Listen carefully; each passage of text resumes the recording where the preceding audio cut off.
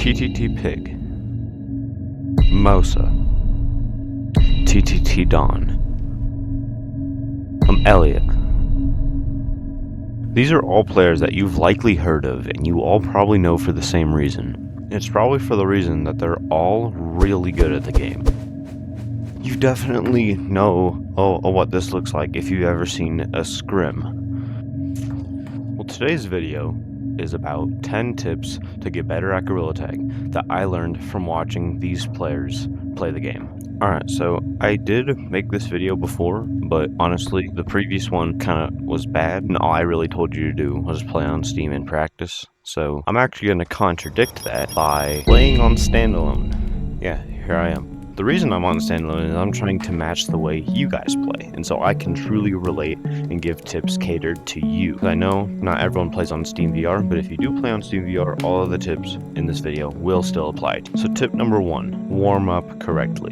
So let me describe this scenario to you. TTT Pig has a scrim scheduled. So he gets on his VR for the first time all day, then he joins the code and plays the scrim. Do you think he's playing to his fullest? Most likely not, because he's not all warmed up. Now, even if you're not a GTC scrim player, if you still want to do good in infection lobbies, you're still probably going to have to warm up. Tip number 2, actually practice in a private code.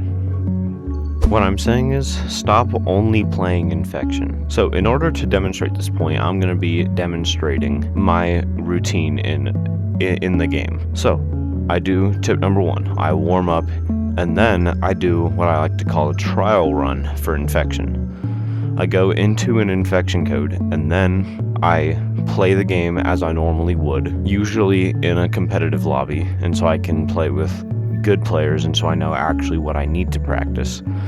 Then, when I notice an inconsistency in a certain mechanic, then I go into my private code, and then I practice. And tip number 3, don't be afraid to ask for help. Usually in comp lobbies, there will be a lot of people who know what they're doing. And if they're really good at a mechanic that you're trying to learn, then they probably wouldn't mind helping you. And tip number 4, it's okay to take a break. If you're too strained to play infection, then you're probably not going to play to your fullest ability. Whether it's just I'm leaving the code and taking 5 minutes, or taking an hour break. Working hard in infection is definitely good, but overworking yourself can cause issues. No. I just got harassed by ghosts. 1 second. You might. 1 second, I'm being harassed again.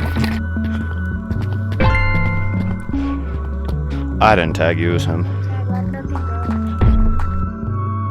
And tip number 5, don't be afraid to try out new strategies and new playstyles. For example, say you've only played branches your entire time playing Gorilla Tag. My advice would be try another playstyle. You might like it better, like walls, for example. Just don't play ground. Trust me. Is your a hand tap or am I a schizophrenic? Oh no, I'm schizophrenic. Okay, got it. Now, one thing all professional players have in common, it's playing consistently. And it doesn't even have to be every day. Just like every other day, if you just play a Gorilla Tag for like an hour, then you'll see results quickly if you apply all the other tips in the video. Oh wait, hang on. And for tip number 7, play with players who actually are good at the game. Whether it's just playing for fun in a private lobby, or with a friend from a public lobby.